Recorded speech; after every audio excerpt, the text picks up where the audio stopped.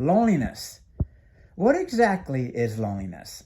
Loneliness is a subjective feeling in which one feels a lack of connection from other people, or maybe the connections they do have with other people is inadequate.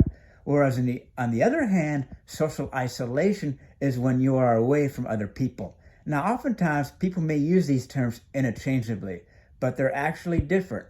An example may be you could be on a mountaintop or you could be in your room completely content, even though you may be isolated from other people. On the other hand, you could be with your partner, you could be with a group of friends, or you could be in a crowd of people, but you could be experiencing loneliness and maybe even severe loneliness. Now, it's interesting to read that depending on what source you're getting this from, anywhere from 25% upwards of 61% of people are experiencing loneliness on a regular basis. Yes, up to 60% on a regular basis. I mean, that is pretty startling when you come to think about it.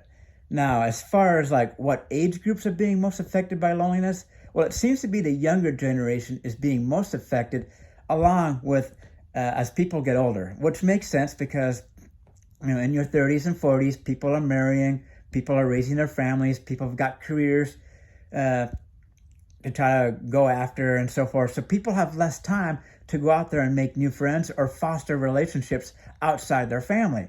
And then as you get into your 50s, 60s, and 70s, people start passing on, or you move away, or for whatever other reasons, as you get older, feelings of loneliness may start to creep in. So it's the younger generation, and then it's also as people get older are experiencing greater amounts of loneliness. So what exactly is contributing to these increasing amounts of loneliness? Well, it's interesting because it's supposedly been increasing linearly since the 1970s. And even recently, I heard someone mention that it even goes back to the 1950s. So there are various factors that are contributing to loneliness. Some of these may include the fact that people have less time. People are super busy these days. And this also goes back, to the 80s and 90s. People were becoming more busy, having less time, being more competitive, trying to make ends meet. The television, social media, the cell phone. But with today, I feel like probably the biggest contributors to what's increasing the amount of loneliness is the cell phone and social media. I mean, it's pretty often that you will go out, you might be walking around in public or eating out, and even though you see other people in groups or with their significant other, you will see them glued to their cell phone, probably checking out their social media, whether it's Facebook, Instagram, TikTok. So when you're glued to your cell phone and you're not really giving the attention to who you're with, that can contribute to loneliness. So I feel like the biggest culprits are, of course, technology, social media, and then, of course, time. People being super busy, and especially in today's economy, some people having to work 2 or 3 jobs, raising a family. I mean, who's got time to go out there and develop new relationships with other people and to build on those connections? So it seems like you may feel like that if you're experiencing loneliness, and I know I've been experiencing it myself, you may think, oh, there's got to be something wrong with me because I'm lonely. But the fact of the matter is there are a lot of people out there who are on the same boat. So hopefully it comes to light that if you're one of those people out there who are feeling lonely, keep in mind that you're not alone.